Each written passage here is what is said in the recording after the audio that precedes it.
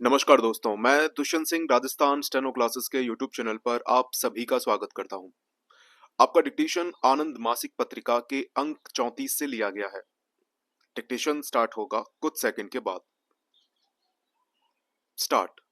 महोदय, पिछला वर्ष हमारे लिए तथा विश्व के अधिकांश भागों के लिए असाधारण कठिनाइयों का वर्ष रहा है।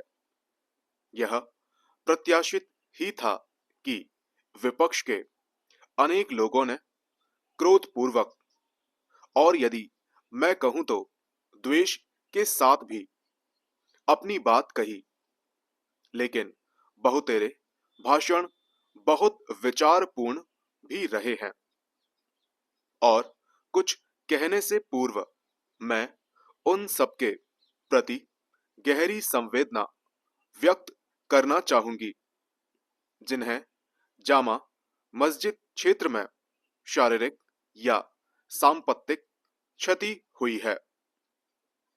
कुछ माननीय सदस्यों ने कहा है कि मैंने कोई सहानुभूति नहीं व्यक्त की है।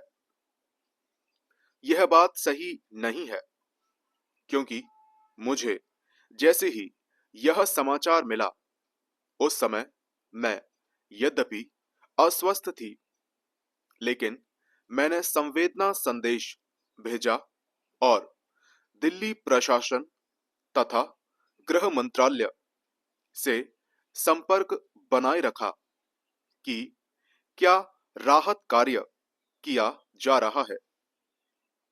हम सभी शोक संतप्त परिवारों के प्रति अपनी हार्दिक संवेदना व्यक्त करते हैं।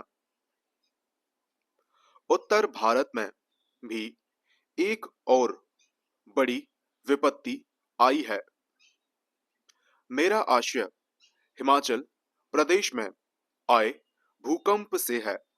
मैं जानती हूं कि सदस्य चाहेंगे कि हम सब उन्हें हार्दिक संवेदना का संदेश भेजें।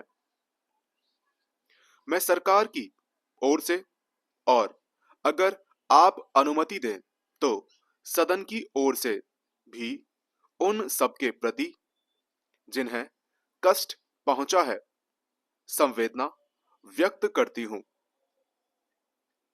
यह विपत्ति इसलिए और भी दुखद थी क्योंकि जिस समय भूकंप आया उस समय भारी हिमपात के कारण प्राय सभी संचार साधन ठप थे, जिससे अनेक स्थानों में सहायता समय से नहीं पहुंचाई जा सकती।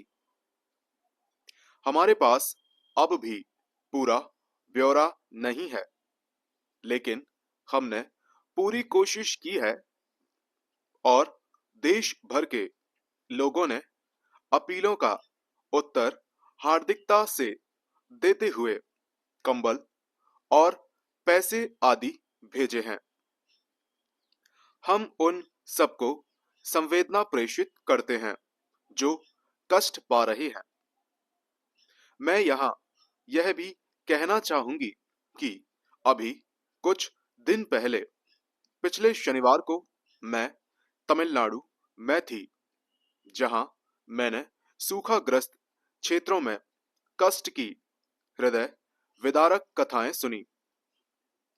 जब मैं वहां थी तो हल्की सी वर्षा हुई थी, लेकिन इतना नहीं कि पीने के पानी की समस्या भी हल हो सके। फिर कृषि तथा फसलों को हुई क्षति की तो बात ही क्या। जहां तक सदस्यों द्वारा उठाए गए विषयों का प्रश्न है, एक माननीय सदस्य ने कहा है कि चुनाव कानूनों में सुधार के बारे में राष्ट्रपति के अभिभाषण में व्यक्त विचारों और मेरे सहयोगी गृह मंत्री जी के तथा मेरे विचारों में अंतर है। महोदय, हम सब सहमत हैं कि इस प्रश्न पर आम बहस होनी चाहिए। पिछले सत्र में भी हमने यह कहा था कि हम इसके बारे में विपक्ष के सदस्यों से विचार विमर्श करना चाहेंगे, लेकिन हम यह अनुभव करते हैं कि इस पर बहुत व्यापक रूप में और विस्तार से देश भर में बहस होनी चाहिए। इस संबंध में कोई समिति भी बनाई गई थी। मैं समझती हूं कि आप में से कुछ ने देखा भी है कि उसने क्या सुझाव दिए थे, और अगर आप मेरी राय पूछें तो वे कोई बहुत क्रांतिकारी नहीं थे। उनमें से एक बात का संबंध छोटे किसानों की समस्याओं से था। यह सही है कि आरंभ में हरित क्रांति से छोटे किसान अछूते रहे, लेकिन जैसे ही हमने यह अनुभव किया, हमने उनके लिए विशेष कार्यक्रम तैयार करने की कोशिश की। इनमें उन लोगों के लिए भी कार्यक्रम थे जो देश के अपेक्षाकृत शुष्कतर भागों में रहते हैं या जो बहुत गरीब या सीमांत कृषक हैं। हमारा देश इतना विशाल है और इतनी बड़ी संख्या में लोग संबद्ध हैं कि इन कार्यक्रमों को अपना प्रभाव डालने में समय लग जाता है।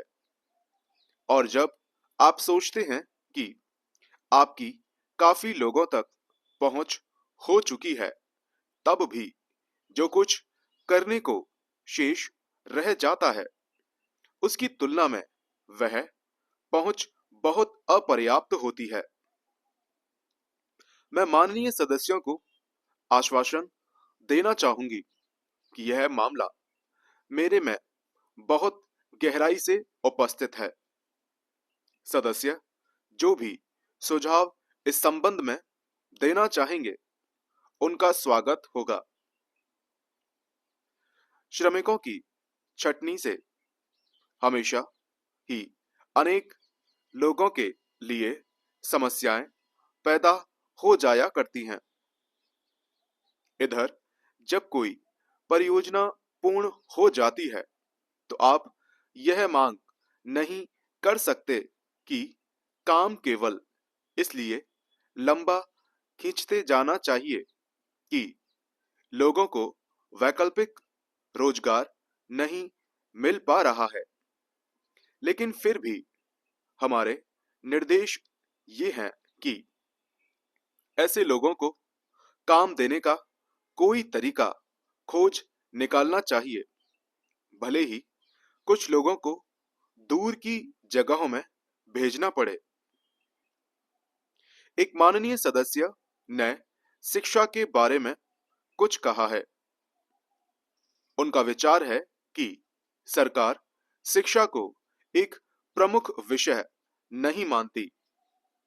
यद्यपि प्रमुख शब्द का प्रयोग एक विशेष अर्थ में किया जाता है, लेकिन यह कोई नहीं कहेगा कि शिक्षा किसी भी समाज में एक प्रमुख विषय नहीं है।